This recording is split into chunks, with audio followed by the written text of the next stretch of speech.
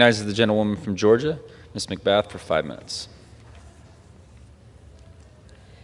Thank you, Mr. Speaker. I rise today to speak out against the attack on every American's right to a quality public education in this country. Families have been promised the right to send their kids to good public schools, regardless of where they live, how much money they make, or their child's disability. But the careless actions of Secretary McMahon and the Trump administration continue to threaten that promise. From canceling programs dedicated to teaching children with dyslexia, autism, and other disabilities in the middle of the school year, to cutting teacher pay and illegally withholding billions of dollars meant for after-school programs, President Trump and Secretary McMahon are choosing to make it more difficult for your child to get the attention and high-quality education that they deserve at school. They are choosing to miss deadlines and hold your tax dollars hostage, tax dollars meant specifically for our children. This funding is typically released every year before July 1st to ensure that schools are ready to go for the school year that is about to start the next month. It represents at least 10% of federal K-12 funding in every state and almost 15% in my home state of Georgia, almost $225 million. These dollars, appropriated by Congress, are meant to improve student learning and empowerment as well as their achievement, operate before and after school programs, train teachers, and help adult learners go back and finish high school.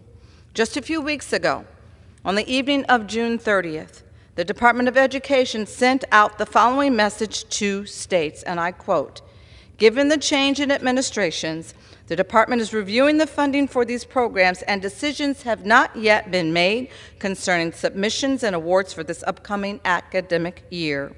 Accordingly, the department will be issuing grant award notifications obligating funds for these programs on July 1st, unquote. In their own words, they knew this deadline was coming, and they missed it anyway.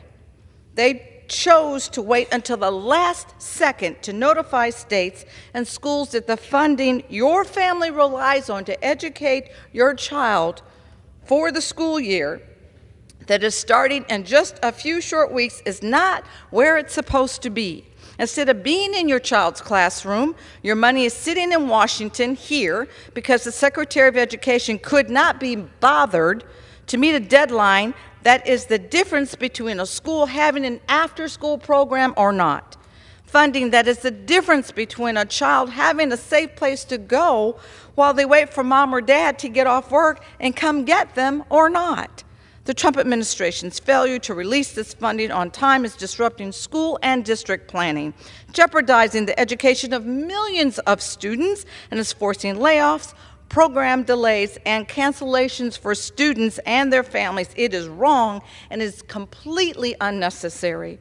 Last week, I led a letter to the administration signed by 150 members of the House, demanding that the administration follow the law and release this funding, and House Democrats will continue to do everything that we can to make this right for the families who are counting on us every day.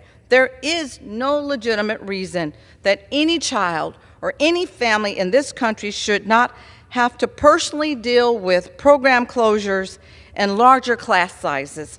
But that is what the Secretary and President are demanding of parents every single day, that they fail to meet this incredibly basic responsibility.